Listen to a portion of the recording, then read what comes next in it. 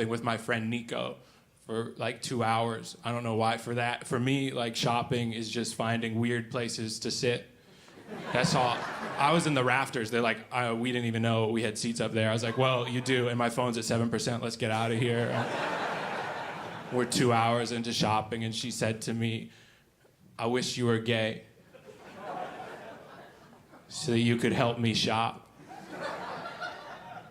Yeah, it's like, why don't you just make a better wish?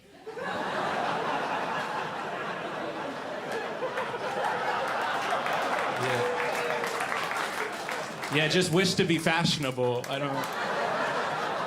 If I wanted to be over there, I wouldn't wish that you were a horse. Yeah, I would just wish to be over there. Creating this unnecessary gay middleman. I went to court high. I didn't have like a case or anything, but you can just go to court and they don't check if you're high. It's just like a fun day, you know? There's like different rooms in court, and in each room, it's just a different case, you know? Choose your own adventure. I bought a puzzle. That's insane to buy. Like, nobody buys a puzzle. Like, puzzles just show up. Like, puzzles are just there, but I went and bought one. The guy's like, are you sure? I was like, yeah, I don't know what to do without the internet. But I like it. It's a cool puzzle. It's got animals on it eating, like, cheesy pizza. It's a good puzzle. Animals don't eat that. They don't have the infrastructure.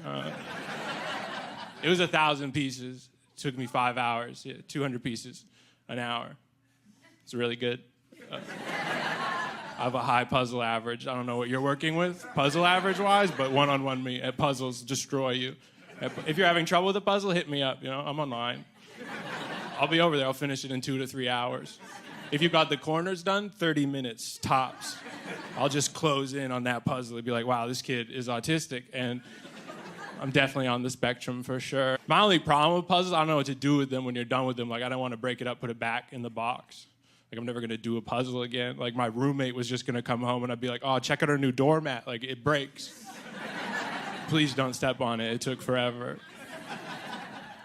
But I didn't have Wi-Fi or data at the time because I lived like a pirate, so I had to go to the local library to Google what to do with the puzzle when you're done with it. You know, and I like to use the resources available to me in my municipality. I found this product on Amazon. It's called Puzzle Glue. Yeah, it's a pretty straightforward product. If you guys don't get it from its name, what you do is you use the puzzle glue, okay? And then you glue the puzzle. And then you frame it and you put it on your wall, and it's a popular product. You know, a lot of people are using it. They have 4.5 stars. 44 reviews. 44. 44 different people. 44 separate individuals were all alone and at the same time thought, I have to review this. I read every review. I did.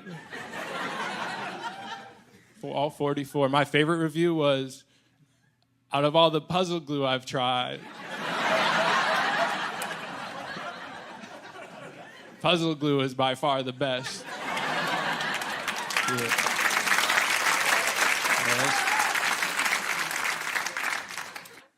You could like see that we've been running out of space, like if you look at technology, like audio specifically for this joke. I don't have another example. I just came up with the audio one and I was like, all right, that seems good enough. Like in the early 2000s, audio, everything was like surround sound. You gotta get a surround sound system. This Dolby Digital 500. Everybody's like, whoa, 500? Was it always 500? They're like, we don't know, but it's loud. Like, bring your boys over. Your boys are like, wow, this is loud. This is louder than your wife, you know? And it was the early 2000s, so we hated the wife, you know? I don't know why. Everything was surround sound, and now audio is just noise cancellation. They're like, you don't want to hear what's going on out there. It's messed up. And the walls are thin. And you don't really have space for 4 speakers and a subwoofer. The only space you can afford is in your inner canal. Just an itty little bit of space, that's all you got, baby. Like, she got me a chip bowl.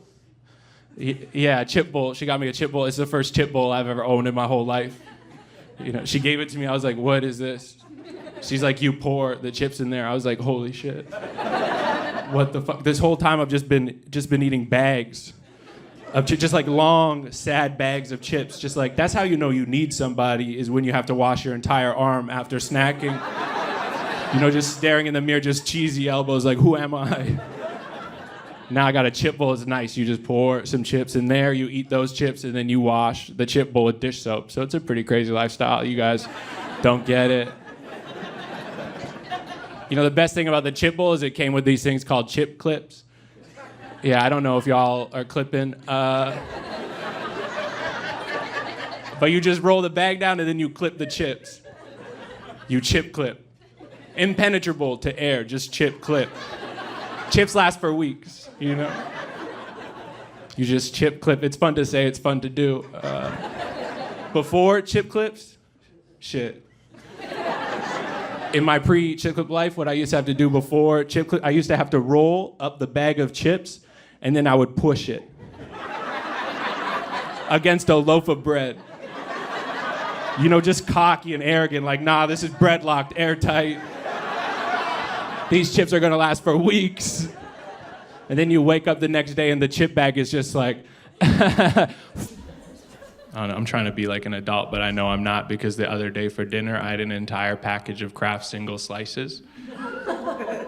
Yeah, that's 40 pieces of processed cheese. You can't eat those accidentally. You have to unwrap each one and shove it into your face. That's a conscious decision I made. And because my therapist asked me a stupid question. He was like, what's one thing you would change about yourself? I was like, that's your fucking job.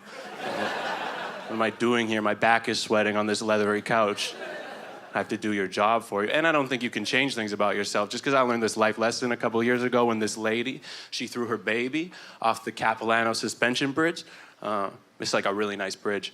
It's nice. Like, you would take your family there. Like, it's scenic. Take a photo. You post that online, you're getting like 50 to 55 likes. It's a really nice bridge. She threw her baby off it. I don't know how she threw it. I don't know if it was overhand. Like, I don't know. I wasn't there personally. I would have chest passed the baby, but I would have chest passed. But I'm all about fundamentals. I'm a fundamental guy. I would have chest passed the baby. But she threw her baby off the bridge, and then the baby survived. Yeah. So it's just like sometimes you just can't change shit about your, like, maybe you're just the way you are, and you can't. Yeah, the internet ruined my life. It's because I was 12 years old when I watched Two Girls, One Cup. Yeah, that'll just change how you live. Like I haven't blinked since. And people are like, oh, millennials are so lazy. Like, they're so lazy, they don't want to work. And it's like, yeah, of course. Because I watched that. And I was like, what is a job even? Like, you want me to be an accountant after that? I don't think so. I'm gonna get this money. Don't you think it's crazy that nobody in this room will ever make the same kind of impact on society that those two girls made? Like, I liked. I don't know if you guys saw it, but I really liked it when Tom Brady open mouth kissed his son. Did you guys see that little video? Loved it. People thought it was gross online. They're like, why would you kiss your son like that? That's disgusting. I was like, no, that's just how white families kiss. Like, I've been tonguing my dad since I was 3 years old. That's how we pass on our privilege. You just tongue your dad, and then you gentrify a neighborhood. That's how it happens. But like, I don't think you should get vaccinated. Yeah, I don't think you should get vaccinated just because 150 years ago people didn't get vaccinated and they died, you know, at like 40. That's a good life, you know. That's a good amount. I don't want anyone to live so long. That's selfish, you know. Like, that's why I think people have a midlife crisis, you know, like, because that's when you're supposed to die. Yeah. And your subconscious is like, get a motorcycle, you know, to murder you. Why don't you die in the most uncool way? I don't know. I think pneumonia is supposed to kill us, you know, but it can't anymore. So now, like, other shit is like lettuce. And if lettuce kills you, like, you were supposed to die. You know, that's your journey. They like, don't eat romaine. That's all I ate for 3 weeks. I was like, take me now. You know, I'm ready. I'm tired of figuring out Instagram captions. My life is a prison. I know. I don't even think it's fun. I don't think it's fun. I don't think so. It's fun. Just because she's never like, this is fun, like during. Just because usually when you're doing a fun thing, you're like, oh, this is awesome. I'm having a good time. You say stuff like that. She's never said that, so.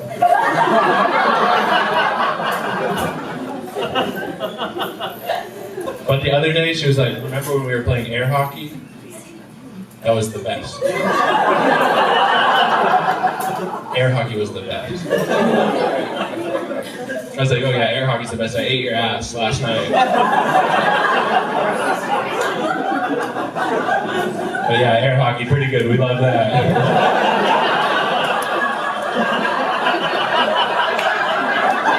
Fucking love air hockey.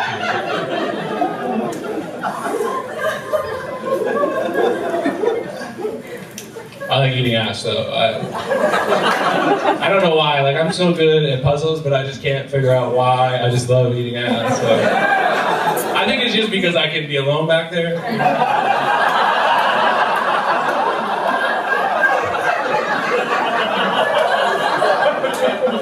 It's just like me and the ass, like no eye contact. It's me and the ass, just like, who am I?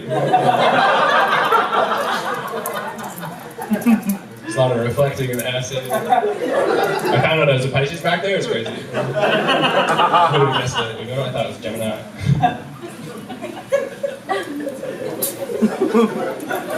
I count the rings back there. Like, I know how old my girlfriend is.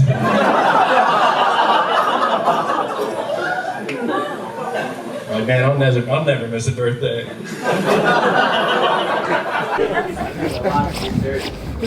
Huh? What did you say? They're laughing, you're very serious. Oh, I don't know. I can't understand you. Just slow it down a second and then say it again. Everyone's laughing, but you're so very serious. Oh yeah, I'm doing my act.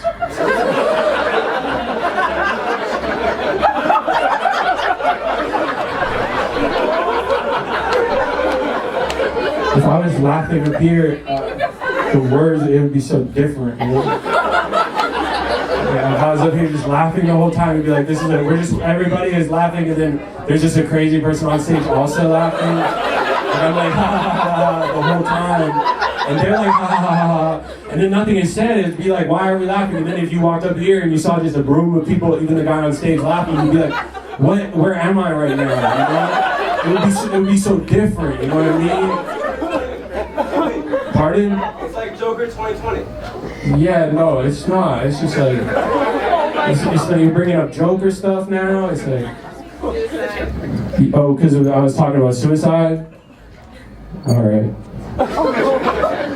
Wait, can you do me a favor? Are you going to watch the rest of the show?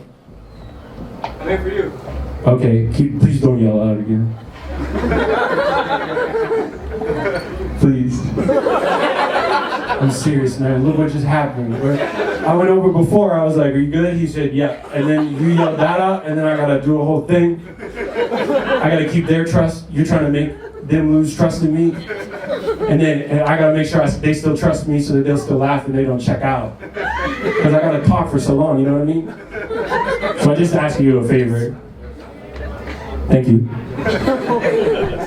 See, a normal comedian would have been like, bitch, you know what I mean? And like that's what a normal comedian, but I'm not. I guess I'm not normal. I'm Joker 2020. It's tough. I read that the baseline for happiness is like you got to make $200,000 a year. That's like anything after that, it doesn't matter. You just got to make $200,000 a year. And I just feel like I would be a lot happier if I didn't know that. You know, like, is that before or after tax? Because either way, that feels unachievable.